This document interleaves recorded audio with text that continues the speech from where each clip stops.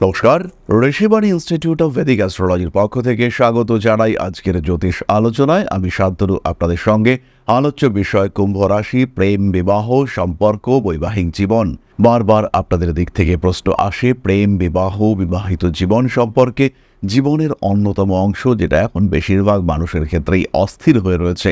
বেশিরভাগ মানুষের ক্ষেত্রে যে দিকটি কিছুটা হলেও অস্থির, সমস্ত দিক ব্যালেন্স করতে পারলেও রিলেশনশিপের ক্ষেত্রে মানুষ কিন্তু বেশ ডিস্টার্ব রয়েছেন।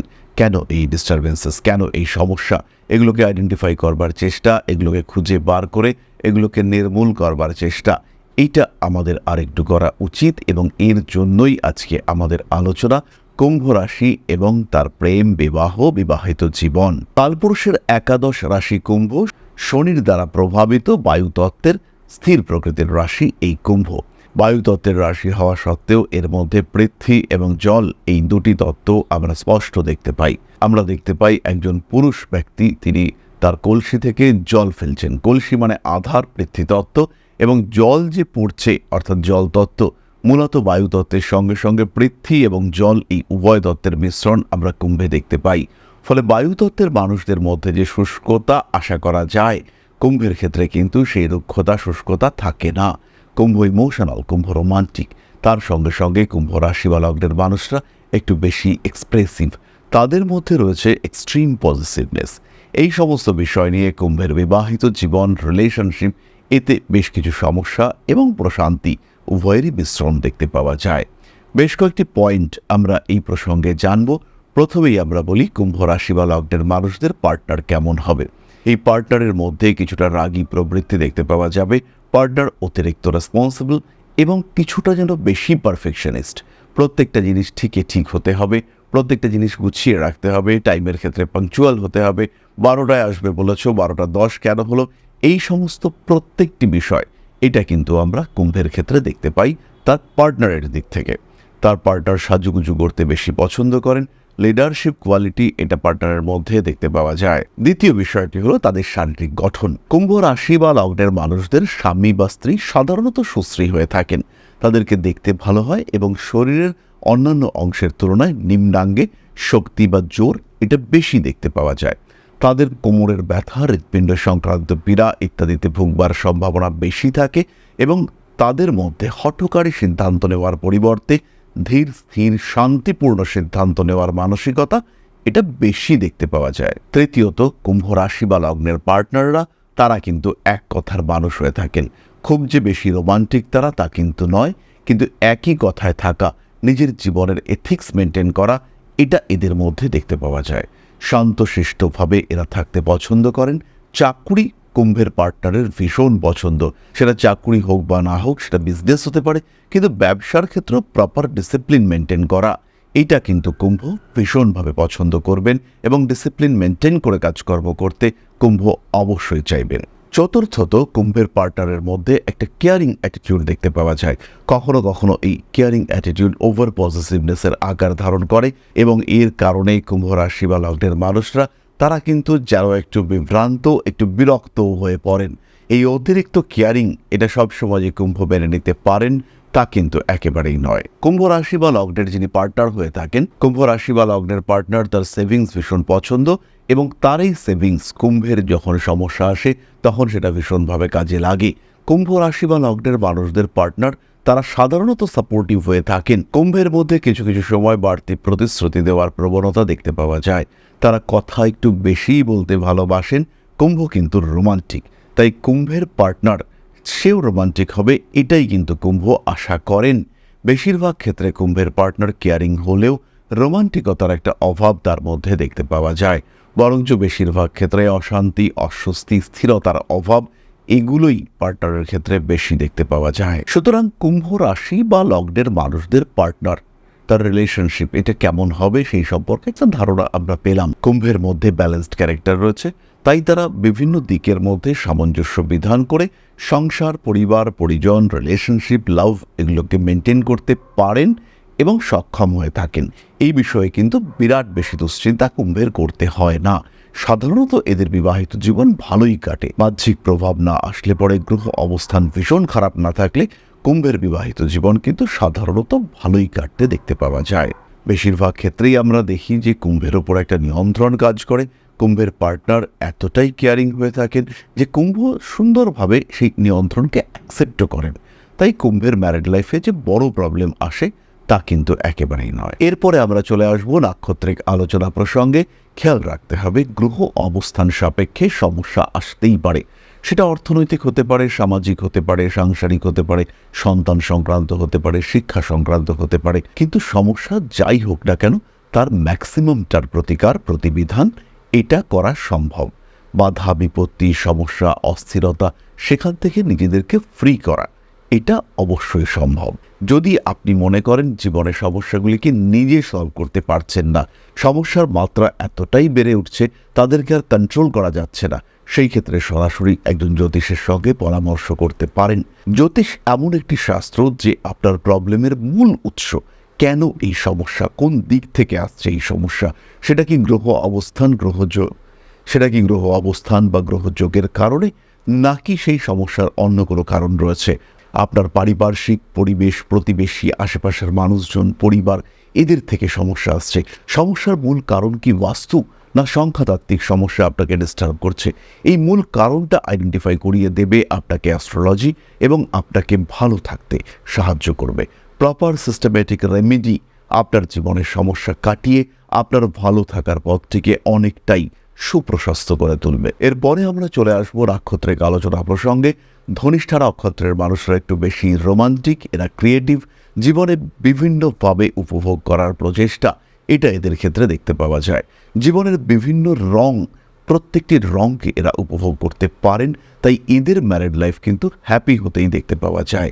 স্বামী স্ত্রীর সঙ্গে মানসিক শারীরিক সম্পর্ক প্রত্যেকটি বিষয়ে এরা কিন্তু অগ্রণী হয়ে থাকেন।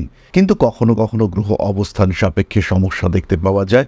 যদি কুম্ভ রাশি, ধনিষ্ঠা নক্ষত্র, সপ্তমের রবি অবস্থান করে রয়েছে এবং শনি জন্মকুণ্ডলিতে নিচস্থ, এই ক্ষেত্রে কিন্তু ম্যারিড লাইফে প্রবলেম আসবে।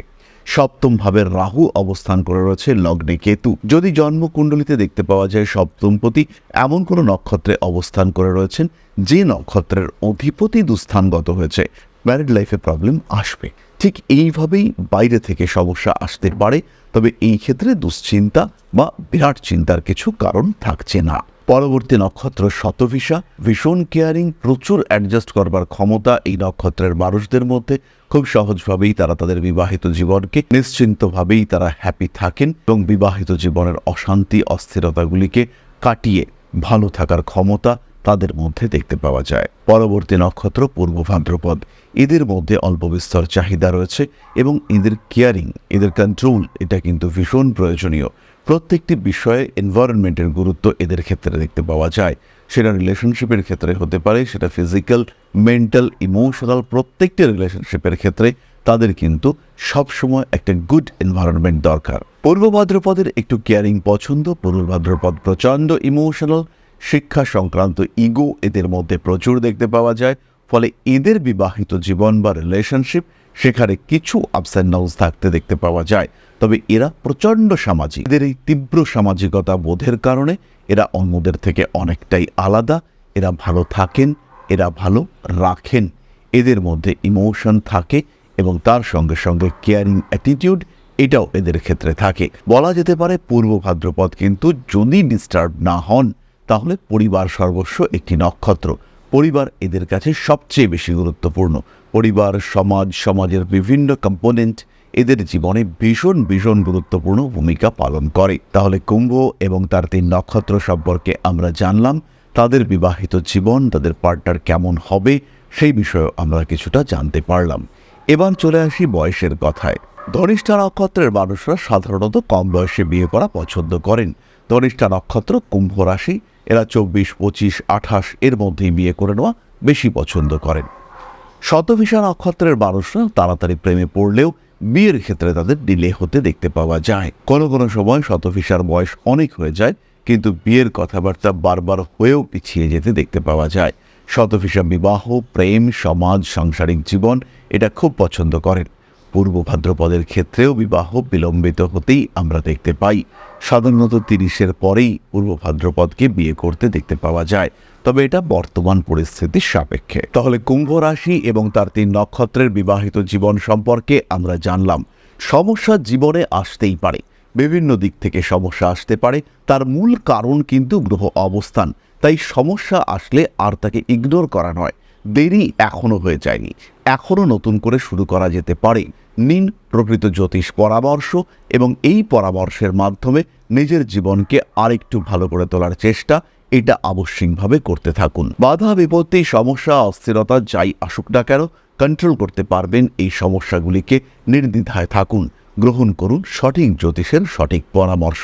আমাদের সঙ্গে সরাসরি কথা বলতে চাইলে কন্ট্যাক্ট করুন আমাদের বুকিং নাম্বারে। উত্তর এবং দক্ষিণ কলকাতার সঙ্গে সঙ্গে এখন আমরা থাকছি দুর্গাপুর এবং আগরতলাতেও, তাই সরাসরি সাক্ষাৎকারের জন্য কল করুন আমাদের কন্ট্যাক্ট নাম্বারে। এবার আমরা চলে আসব আলোচনার পরবর্তী পর্যায়ে, অর্থাৎ আপনাদের প্রশ্নে জ্যোতিষের উত্তর। তবে তার আগে ছোট্ট একটি বিষয় শেয়ার করতে চাইব। আশা করি পরম পিতার আশীর্বাদে সবাই খুব ভালো আছেন। জীবনে চলার পথে বিভিন্ন সময় বিভিন্ন ক্ষেত্রে আমরা প্রত্যেকেই কিছু না কিছু জনহিতকর কার্য করে থাকি। রাস্তায় যদি একজন মানুষ এসে আমাদের কাছে সাহায্য চায়, আমরা যতটুকু সম্ভব তাকে সাহায্য করবার চেষ্টা করি। কখনো কিছু অর্থের বিনিময়ে, কখনো তাকে কিছু খাদ্য সামগ্রী কিনে দিয়ে, কখনো গাছের জল দিয়ে, কখনো পাড়ার রাস্তার কুকুরটিকে খেতে দিয়ে আমরা সমাজের উন্নতি করবার চেষ্টা করি। আমরা সমাজের প্রতি আমাদের সামাজিক দায়বদ্ধতা পালন করবার চেষ্টা করি, কারণ প্রত্যেকেই আমরা মানুষ, প্রত্যেকের মধ্যেই রয়েছে মনুষ্যত্ব, প্রত্যেকেই আমরা অপরকে সাহায্য করবার জন্য অল্প বিস্তর দায়বদ্ধ। এই ভাবনা নিয়েই অধ্যাত্ম, সেবা এবং প্রকৃতি পূজনের ব্রতী হয়েছে আমরা। আপনাদের সহযোগিতায় গঠন হয়েছে পরম ব্রহ্ম মিলন মঠ ও সেবাশ্রম। দীর্ঘদিন ধরেই, প্রায় বিগত 3 বছর ধরে বিভিন্ন সময়ে, বিভিন্ন অবস্থায়, বিভিন্ন পরিস্থিতিতে মানুষের পাশে গিয়ে আমরা দাঁড়িয়েছি। মানুষের পাশে যতটা সম্ভব সাহায্য করবার চেষ্টা আমরা করেছি আমাদের ক্ষুদ্র সামর্থ্যে। বারংবার আমরা পেয়েছি আপনাদের সাহচর্য, বারংবার আপনারা বাড়িয়ে দিয়েছেন আপনাদের সহযোগিতার হাত। তাই আরও একবার আপনাদের সামনে আজ আমি আবার এসেছি পরবর্তী কর্মসূচিকে বাস্তবায়িত করবার জন্য। বিগত দিনগুলিতে বিভিন্ন সময়ে আমরা বিভিন্ন ক্ষেত্রে ডোনেশন কর্মসূচি করেছি। আমরা শীতকালে কম্বল বিতরণ করেছি, মোজা চটি বিতরণ করেছি, মশারি বিতরণ করেছি ডেঙ্গুর সময়, করোনার সময় খাদ্য সামগ্রী বিতরণ করেছি আমরা। তার সঙ্গে সঙ্গে ছোট ছোট শিশুদের পড়াশুনো এগিয়ে যাওয়ার জন্য সারা বছরের সমস্ত শিক্ষা উপকরণ আমরা বিতরণ করেছি। তাদের সঙ্গে আমরা সময় কাটিয়েছি। এদের শিক্ষার ক্ষেত্রে যাতে ডেভেলপমেন্ট হয়, তাই বেশ কিছু এলাকায় আমরা সম্পূর্ণ বিনামূল্য কোচিং সেন্টার পরিচালনা করছি। এবং বিশেষ বিষয়টি হলো যে প্রত্যেকটি ক্ষেত্রেই আপনারা কিন্তু প্রত্যক্ষ বা পরোক্ষভাবে আমাদের সঙ্গে আছেন। এই কর্মসূচিগুলিকে সঠিকভাবে এগিয়ে নিয়ে যাওয়ার জন্য এবার প্রয়োজন হয়ে পড়েছে একটি পরিকাঠামো, একটি সুগঠিত আশ্রমের, যেখানে বেশ কিছু মানুষ আশ্রয় পাবে, যেখানে বেশ কিছু বৃদ্ধ বৃদ্ধা তাদের দিনগুলিকে আরেকটু খুশির মধ্যে নিয়ে আসতে পারবেন, যেখানে বেশ কিছু অসহায় শিশু তাদের অভিভাবক খুঁজে পাবে, যেখানে বেশ কিছু নিষ্পাপ প্রাণ বিকশিত হওয়ার সুযোগ পাবে, যেখানে বেশ কিছু নিষ্পাপ প্রাণী তারা তাদের আশ্রয় খুঁজে পাবে। এই আশ্রম পরিকল্পনার জন্য, তার পরিকাঠামো নির্মাণের জন্য আমরা একটি জায়গা সিলেক্ট করেছি। সেই জায়গাটি ক্রয় করবার জন্য প্রয়োজন বিপুল অর্থের, যেটি কেবলমাত্র আমাদের প্রচেষ্টায় সংগ্রহ করা অসম্ভব। তাই আপনাদের প্রত্যেকের কাছে ছোট্ট অনুরোধ, প্রত্যেকেই অল্প অল্প করে এগিয়ে আসুন। প্রত্যেকের বিন্দু বিন্দু অনুদানে একদিন সিন্ধু স্বরূপ গড়ে উঠবে পরম ব্রহ্ম মিলন মঠ ও সেবাশ্রম। আমাদের প্রত্যেকের স্বপ্ন সমাজের জন্য কিছু করে যাওয়ার, সমাজকে উন্নততর পর্যায়ে নিয়ে যাওয়ার। এই যে প্রচেষ্টা, এই যে ইচ্ছে, এই যে উদ্যম, এই উৎসাহ বাস্তবায়িত হবে আপনাদের সহযোগিতার মাধ্যমে। তাই আপনাদের প্রত্যেকের কাছে স্বনির্বন্ধ অনুরোধ, যতটুকু সম্ভব, যতটুকু সামর্থ্য, হতেই পারে অতি ক্ষুদ্র সেই সামর্থ্য, কিন্তু এসে পাশে দাঁড়ান। ইতিমধ্যেই বহু মানুষ তাদের যথাসম্ভব সাহায্যের হাত আমাদের দিকে বাড়িয়েছেন। আমরা তাদের প্রতি কৃতজ্ঞ, আমাদের আন্তরিক ধন্যবাদ আমরা জানাই তাদের প্রতি। এবং আপনাদের কাছেও আমাদের অনুরোধ, আপনারাও একটু একটু করে এগিয়ে আসুন। সবাই যদি অল্প অল্প করে এগিয়ে আসি, তাহলেই কিন্তু বিরাট কোনো স্বপ্ন বাস্তবায়িত হতে পারবে। সকলেই যদি অল্প অল্প করে এগিয়ে আসি, তাহলেই কিন্তু বিরাট এই মহান কর্ম বাস্তবায়িত হতে পারবে। একদিন আমার আপনার প্রত্যেকের স্বপ্ন পরম ব্রহ্ম বেলন মঠ ও সেবাশ্রম আধ্যাত্ম সেবা এবং প্রকৃতি পূজনের এই মহান দায়িত্ব নিয়ে এগিয়ে আসতে পারবে, একটি জায়গা তৈরি করতে সক্ষম হবে। সবাইকে জানাই অগ্রিম ধন্যবাদ এবং শুভেচ্ছা। সবাই খুব ভালো থাকবেন। নমস্কার। তাহলে এবার চলে আসি আপনাদের প্রশ্নে। প্রশ্ন করেছেন স্মৃতিকরা মণ্ডল, 14/2/1998। জন্ম সময় 12:45 AM। জন্মস্থান হলদিয়া, পূর্ব মেদিনীপুর। দাদা, আমার কি সরকারি চাকরি হবে? এই প্রশ্নটার উত্তর খুঁজে পাওয়া বর্তমান পশ্চিমবঙ্গ কিংবা ভারতবর্ষের পরিস্থিতিতে বড়ই কঠিন। সরকারি চাকরির পরিপূর্ণ যোগ রয়েছে, তীব্রভাবে খাটতে হবে। একটু অ্যাডমিনিস্ট্রেটিভ সার্ভিসের দিকে যাওয়ার চেষ্টা করা উচিত। বর্তমানে চাকরির কম্বিনেশন চলছে তোমার ক্ষেত্রে, এবং এই কম্বিনেশন কন্টিনিউ করবে আরও 3 বছর, 2028 জুলাই পর্যন্ত। এর মধ্যেই কিন্তু সরকারি চাকরি পাওয়ার সম্ভাবনা আছে। প্রচুর পরিশ্রম করো, প্রচুর খাটো, শরীরের যত্ন নাও, সিস্টেমেটিক খাওয়া দাওয়া তোমাকে ভালো রাখবে। নিশ্চিন্তে থাকো, চাকরি তুমি পাবেই। তাহলে আজকের আলোচনা আমরা আর দীর্ঘায়িত করব না। সবাই সুস্থ থাকুন, ভালো থাকুন। মা শ্রী শ্রী আদিশক্তির আশীর্বাদে আপনাদের জীবন আরও আরও আরও সমৃদ্ধ হয়ে উঠুক। জয় মা আদিশক্তি। নমস্কার। ओम अकारादि पंचाशद्वर्णेभ्यो स्वाहा। ओम प्रतिपादादि तिथिभ्यो स्वाहा। ओम कृष्णपक्षाय स्वाहा। ओम शुक्लपक्षाय स्वाहा। ओम अमावस्याय स्वाहा। ओम पूर्णिमाय स्वाहा।